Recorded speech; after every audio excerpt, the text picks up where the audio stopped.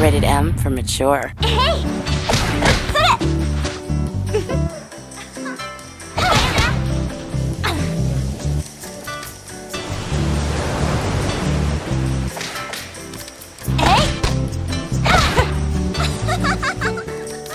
Play with a friend, or play with yourself. Dead or Alive Extreme Beach Volleyball. Tecmo. 100% games. For hot beaches, there's no power greater than X.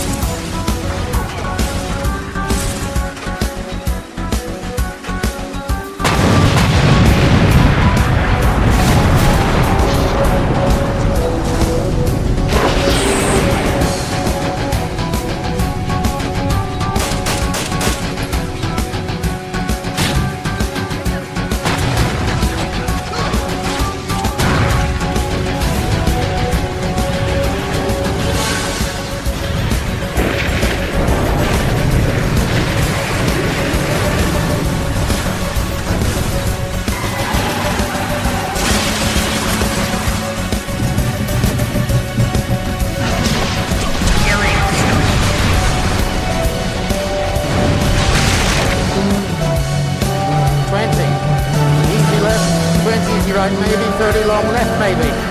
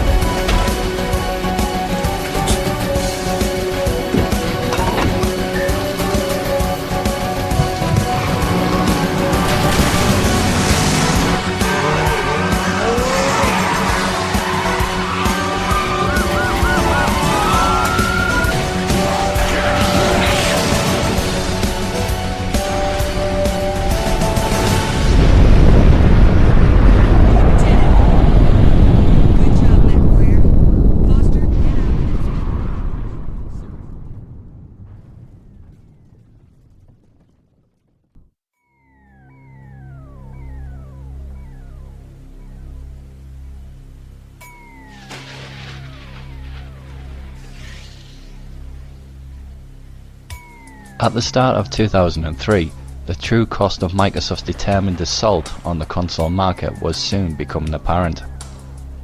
With new figures filed by the company with the Securities and Exchange Commission in the US, revealed that 3 months leading up to the end of December 2002, Microsoft lost $348 million on its Xbox division. This is almost twice the loss sustained for the same period 1 year earlier, when the company lost $180 million on revenues of $833 million. Put into simpler terms, the higher figure is almost certainly linked to the price cuts and bundle deals which Microsoft has used to carve itself a slice of the market. Larger losses in this context can perversely mean that the company is actually selling more consoles. This massive expenditure on the Xbox wasn't bringing home the kind of success that Microsoft was hoping for. Xbox component supplier, Focus Enhancements, revealed that Microsoft has warned it did not expect any volume of orders for the first half of 2003. The company, which makes video encoder chips used in the console, was told that Xbox sales are falling below Microsoft's forecasts, resulting in reduced component orders. From a financial standpoint, it sounded like all doom and gloom. But for gamers, 2003 and 2004 would see some of the best Xbox titles released in its library. In addition to the second generation Xbox titles due to be released in 2003, 2003 also saw a host of limited edition Xbox consoles released in varying regions around the world. 2003 saw the release of Sega's Panzer Dragoon Orta in the US, Europe and Australia. In Japan, on December the 19th, 2002, the Panzer Dragoon Orta Special Edition Xbox was released to commemorate the release of, obviously, Panzer Dragoon Orta. The console's special features included a white case with the Panzer Dragoon Orta logo located on the top lower hand corner of the machine, as well as some of the artwork from Orta surrounding the Xbox Dual. The unit was only available to those who pre-ordered on November the 1st, 2002 through Sega Direct.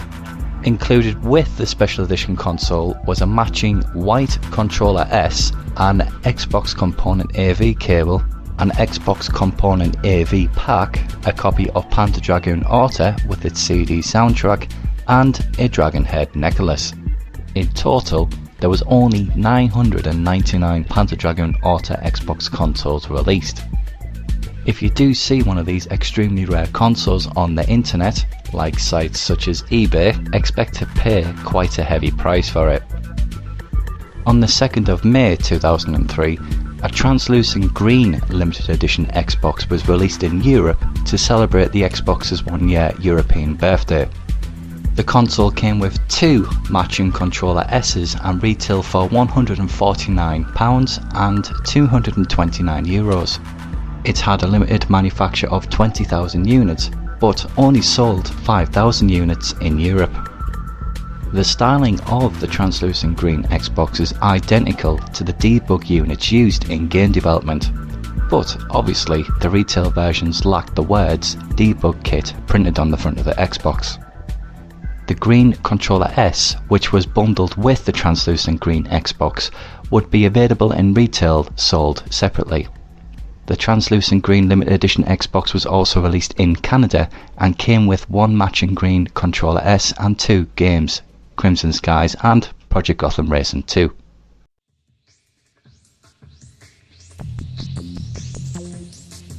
As of 2015, there is still an undetermined amount of case variations for the original Xbox. Throughout the generation of the original Xbox, many competitions and events were held and sponsored by Microsoft, donating one-off special edition consoles for the event. Many of these systems were airbrushed by skilled artists and are very desirable and collectible in today's market. Some of these Xbox case variations were made purely just for Xbox employees or to coincide with major game releases. Games such as Tony Hawk's Underground 2, Dead or Alive, 50 Cent, and there was even a Mountain Dew Xbox and a Hello Kitty Xbox. Personally, there's quite a few different case variations for the original Xbox that I quite like, but some of my favourites would be the limited edition green Xbox, the extremely rare Halo Orange Xbox, and the Panzer Dragoon Orta Xbox. While doing some of my research for this particular retrospective, I found that there was a factory which produced all of these different variations of cases. Now, some of these cases never made it into full production, but the majority of these cases were either used for employee incentives or for in-store promotions and collaborations with marketing companies.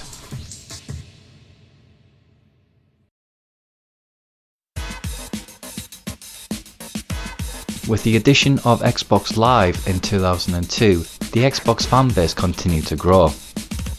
But one popular game developer, Electronic Arts, took issue with the subscription-based structure of Xbox Live. They opted out of releasing their popular sports games for the Xbox in 2003, only to cut a deal with Microsoft a year later.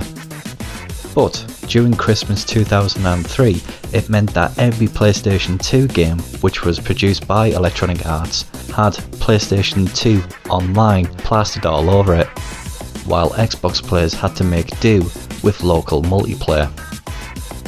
Strangely enough, once Microsoft secured a deal with Electronic Arts. Microsoft announced on the 29th of May 2004 that its sports division, XSN, would not be releasing any more games that year, citing quality issues. With Shane Kim taking over in 2004, the decision was made to stop investing in sports games with two strong competitors on the market, EA Sports and 2K Sports, and to focus their resources elsewhere. On the 20th of August 2004, Microsoft closed down their internal sports studio, resulting in the layoff of 76 employees. Although the Salt Lake studio was not affected at the time, just a few months later they were sold to 2K Games in October 2004.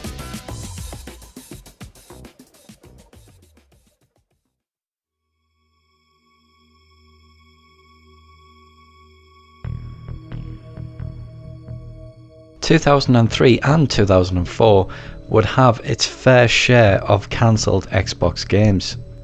Often cited as one of the most disappointing project cancellations of recent years, True Fantasy Live Online was highly anticipated almost right from the moment it was announced in 2002 and was touted as one of the premier titles for the Xbox and for its Xbox Live Online service in Japan. Despite being fully playable and near completion according to Microsoft, around the time of its cancellation, the title's development was littered with complications from the very beginning. One such problem was Level 5's inexperience with online network coding and their inability to properly implement voice chat compatibility into the game. It was a feature never before implemented on such a large scale in a massive multiplayer online RPG. However, Microsoft was very adamant on its inclusion, as it was a key feature to their Xbox Live service. Relations between the two companies soon began to spiral out of control as Level 5 struggled to meet the demands required by Microsoft, who in turn grew frustrated by the lack of progress being made onto the game.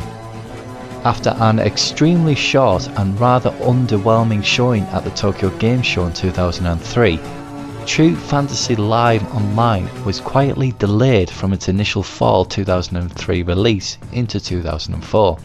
From then, little was seen or heard about from the title, and after a surprising absence from 2004's E3 convention, it was officially cancelled by Microsoft on June the 2nd.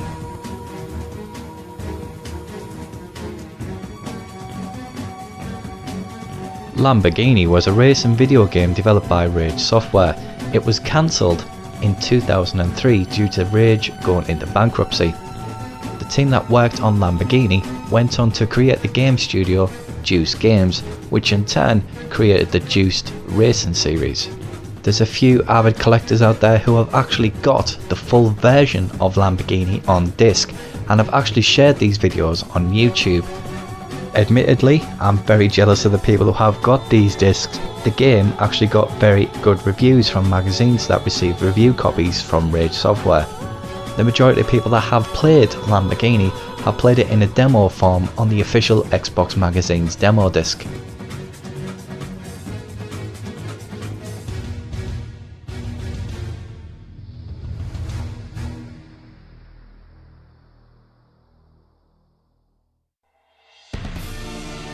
Before Perfect Dark Zero was an Xbox 360 launch title, it was in development for the Nintendo GameCube.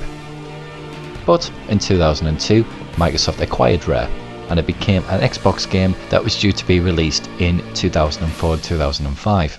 Just like Cameo, the reason why Perfect Dark Zero and Cameo didn't get released for the original Xbox, even though they were in the near completion stages of development, was the fact that Microsoft wanted those two games as launch titles for the Xbox 360.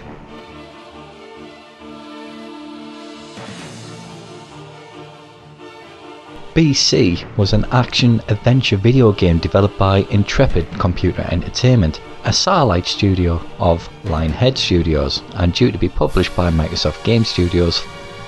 The game was cancelled in 2004 due to unknown reasons. BC was going to take place during a prehistoric time period of a single continent which contained 5 levels. The player controls a tribe who has to evolve and migrate to become the best species in the game. Tribe members can be of different classes and each can level up different ways to evolve. The main enemies in the game are ape-like creatures called simians. However, the world is also inhabited with many types of dinosaurs as well as other creatures, including the dodo.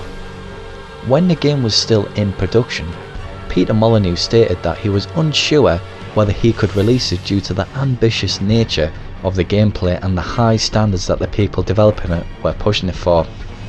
According to one article, as of May 2002, the demo build, which was roughly 50% complete, its cancellation was announced in late 2004, with Peter Molyneux stating, "The decision to suspend work on any games project is a very difficult one, particularly when it's a title with the potential of BC."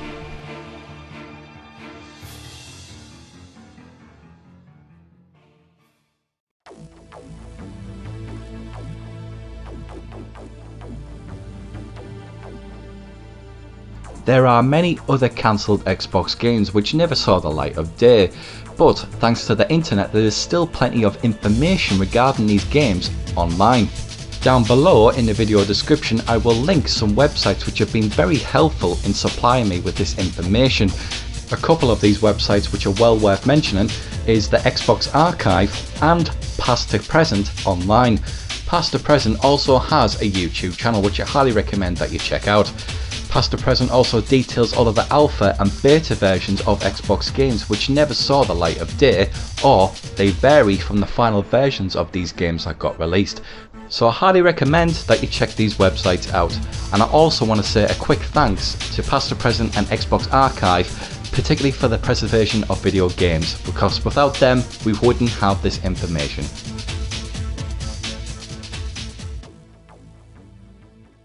2003 saw the release of a once exclusive PlayStation franchise.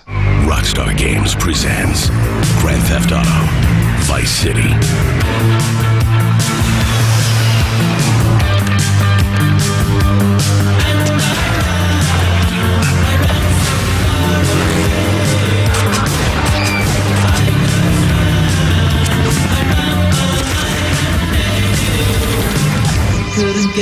Out now on PlayStation 2 and Xbox as part of the double pack with Grand Theft Auto 3. Back in October 2001, Rockstar Games released Grand Theft Auto 3 for the PlayStation 2, and everything changed. A genre was defined by a gameplay formula which still persists to this very day. Many millions of copies were sold and the Megabucks franchise was born. Grand Theft Auto 3 was released exclusively for the PlayStation 2 in 2001. It wouldn't be until 2003 that the Xbox would not only receive Grand Theft Auto 3, but also Grand Theft Auto Vice City. Grand Theft Auto 3 for the Xbox was enormously improved over its PlayStation 2 and PC versions. Rockstar North developed not only the PlayStation 2 and PC version of GTA 3, but they also created Grand Theft Auto Vice City. It would be Rockstar Vienna that would be tasked in the development duties in porting over the Xbox versions. To begin with, Rockstar Vienna addressed some of the performance issues which plagued the PlayStation 2 versions of GTA 3 and Grand Theft Auto Vice City. The Xbox version was far smoother with fewer frame rate drops, and also Rockstar Vienna improved some of the glare and pop-in. These improvements would have been good enough alone, but Rockstar Vienna didn't stop there. A wide range of graphical improvements were introduced to make most of the Xbox's hardware and to make sure that this was the best version of GTA 3 and GTA Vice City. The majority of this hard work was made a lot easier for Rockstar Vienna with the work that Microsoft made with DirectX API. The development tools at Rockstar Vienna's disposal in 2003 greatly enhanced the overall graphical experience in the GTA Double Pack. Spectacular lighting was added, allowing the dynamic and realistic reflection maps on vehicles. This now means that the car's sheen on the bodywork now reacts differently according to the metallic paintwork and to the light sources in the environment. Effects work was also greatly boosted. Rockstar Vienna managed to improve the radiosity of the fire during cutscenes and in gameplay. Particle effects, including vehicle headlights, were also greatly improved, with stormy weather resulting in rain going over the player's screen during gameplay. The biggest upgrade came in terms of character detail. Every character in the GTA Double Pack now had double the amount of polygons. For example, Claude, the silent GTA 3 protagonist, now has fingers rather than clubbed fists.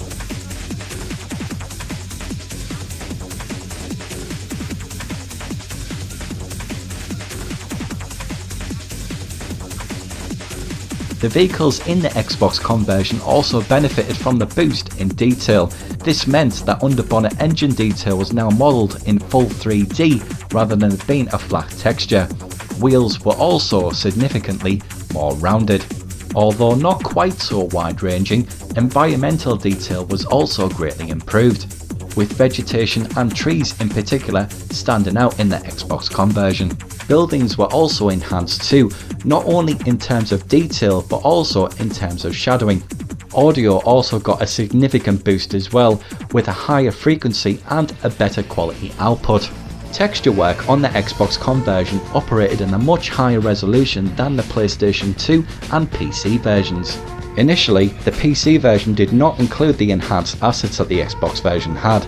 It wouldn't be until the latest Steam versions that the PC version would include the enhanced assets. It would then be up to modders to include the missing assets from the Xbox versions. And last but not least, the Xbox version had the inclusion of customizable soundtracks. This was a feature that was just not possible on the PlayStation 2 versions.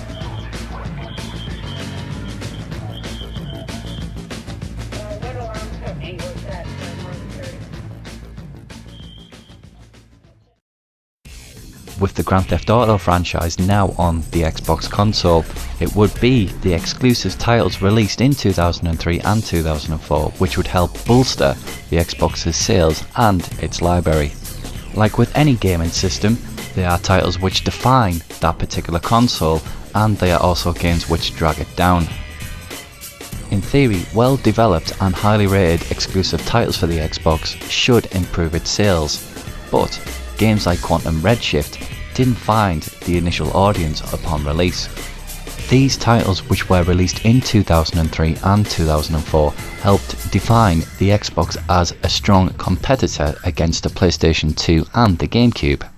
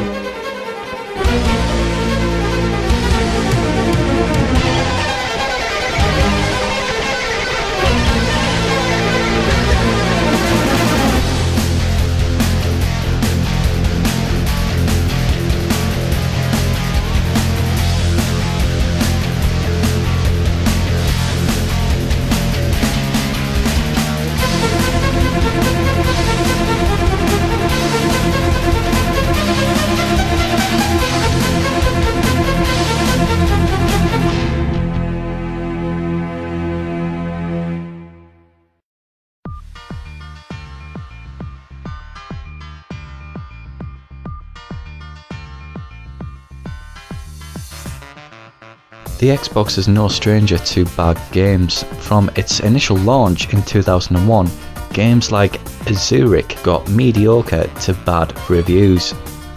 While some of these games aren't as bad as what some people say, some of these titles were overhyped beyond belief, whereas some games, like Aquaman, were colossal piles of shit. One of the biggest disappointments for me as an Xbox gamer, and for a couple of my friends as well, was a game called Racing Evolution, or as it's better known in the USA, Apex. Overhyped and billed to be a Gran Turismo killer, Racing Evolution gave players the chance to run their own racing team and to design their own cars. While the idea came across in the main product, the actual gaming mechanics were completely broken. At the time of its release, the graphics on Racing Evolution were actually quite incredible. The track designs were excellent, the frame rate was consistent, and all of the cars looked really crisp and detailed. But obviously a game is as good as it plays, and the physics engine and the handling of the cars in Racing Evolution were completely broken.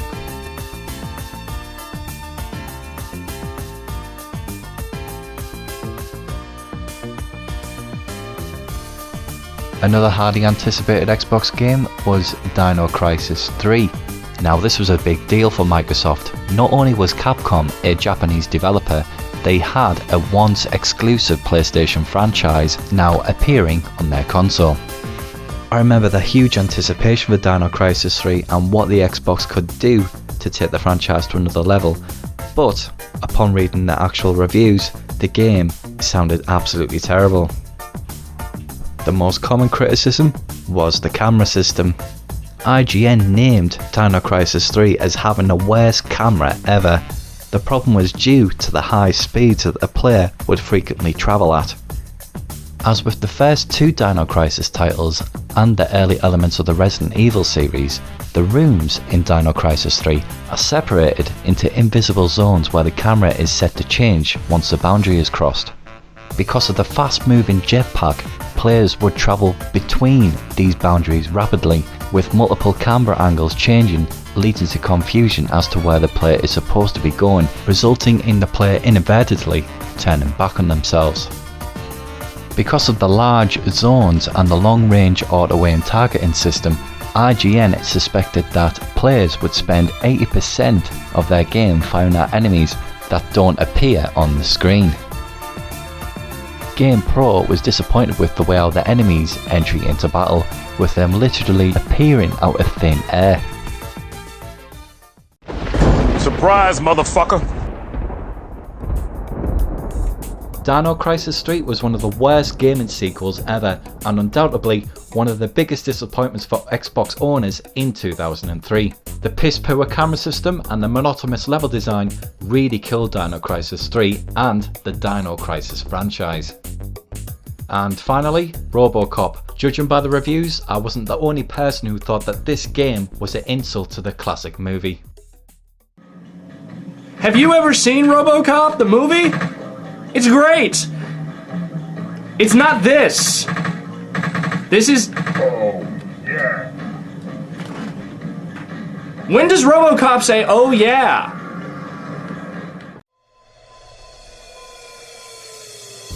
Halfway through 2004, Microsoft's online service would have nearly 1 million Xbox Live paid members, with titles such as Return to Castle Wolfenstein and Tokyo Race Driver 2 proving to be hugely popular with Xbox gamers. It was only natural that when Halo 2 came out at the end of 2004, the Xbox would not only see an increase in console sales, but an increase in number of Xbox Live players.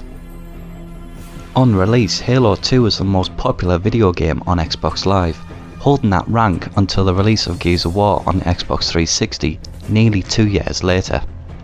By the 20th of June 2006, more than 500 million games of Halo 2 had been played and more than 710 million hours had been spent playing it on Xbox Live. By the 9th of May 2007, this number had risen to more than 5 million unique players. Halo 2 is the best-selling first-generation Xbox game, with at least 6.3 million copies being sold in the US alone. The game received critical acclaim, with most publications lauding the strong multiplayer component. However, the single-player campaign was a focus of criticism for its cliffhanger ending.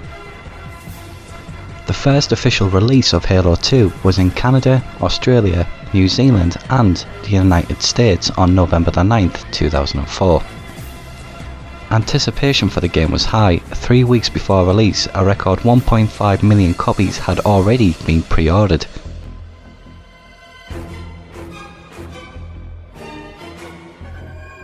Massive lines formed at midnight releases of the game. The event garnered significant media attention.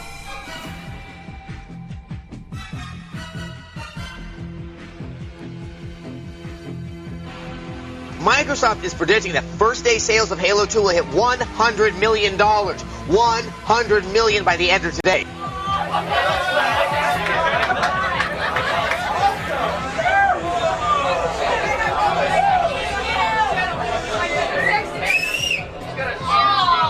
we got 9 minutes to wait. Rub your fingers, get warm. It's about to come in 9 minutes. And no running. 8 minutes. This moment has been eagerly awaited by millions of gamers around the world. We're about an hour away here in Times Square at the Toys R Us. It is mayhem. It's freezing outside, and yet there's hundreds of the Halo Nation out there. It's very, very exciting. I thought about like nothing but this thing for like last 4 months. It's like episode 1 type of anticipation for me. I'm like so pumped. Dual wielding 2 weapons at the same time, baby. Yeah, we got many different combinations with the weapons. Let's go, Halo 2!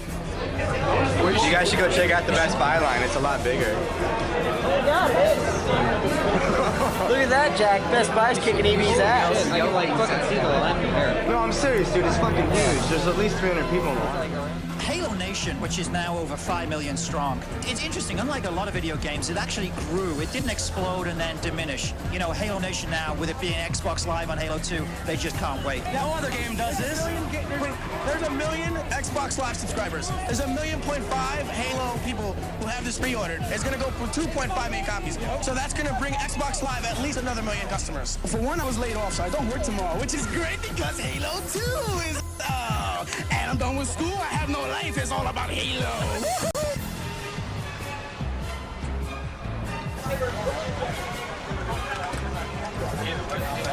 They're moving the line.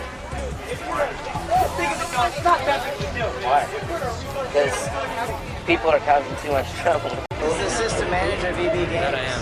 Are you excited to sell a fun ton of Halo copies? That I am excited about it. What's this number business? I didn't get any number. You were here early enough to get a number, sorry. Oh, early enough? Yeah. What the fuck? I'm sorry, but I pre-ordered it a year and a half ago. The number thing came up last week. I didn't know about it. Didn't really know. Whatever, I came in just the other day and you saw me. Yeah, we couldn't hand Muscle tonight. Would you like to thank Bungie real quick before you go inside for all the money you're about to make? Yes, thank you, Bungie, for all the money I'm about to make. Well, I'm not about to make it. Like,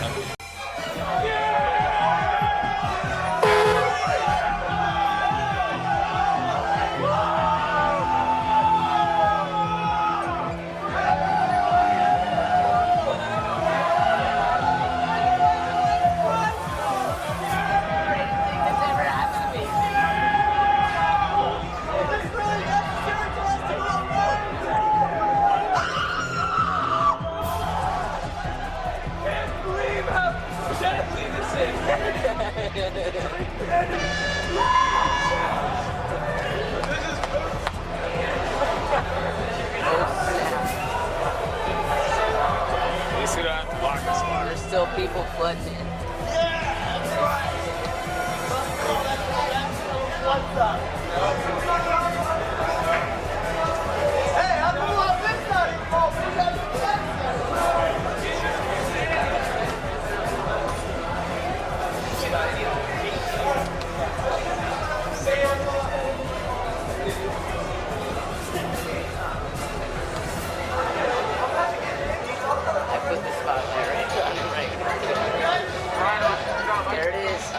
Bootleg copy.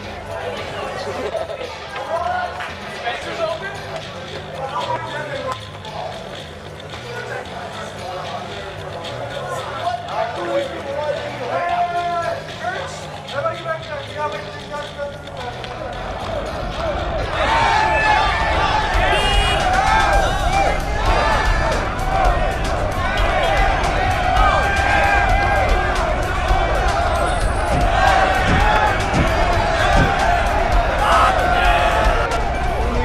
Halo Edition 50-foot Ethernet cable. Are you serious? How much is it? What's the price on that? Only $9. That's pretty good. I'll buy mine first. You hang on to this.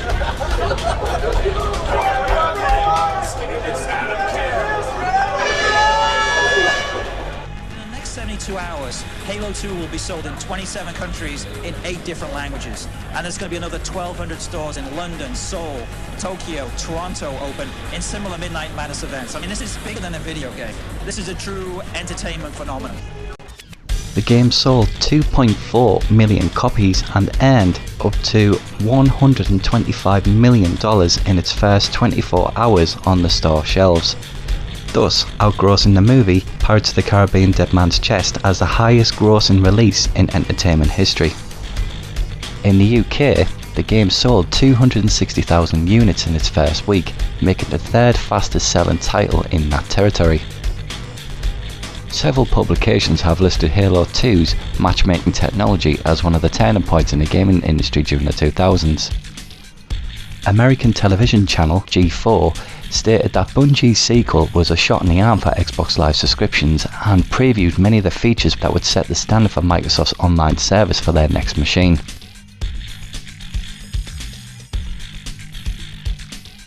The editors of the Popular Mechanics listed Halo 2 as one of the top 15 events of the decade, crediting the game with bringing online multiplayer to the console masses.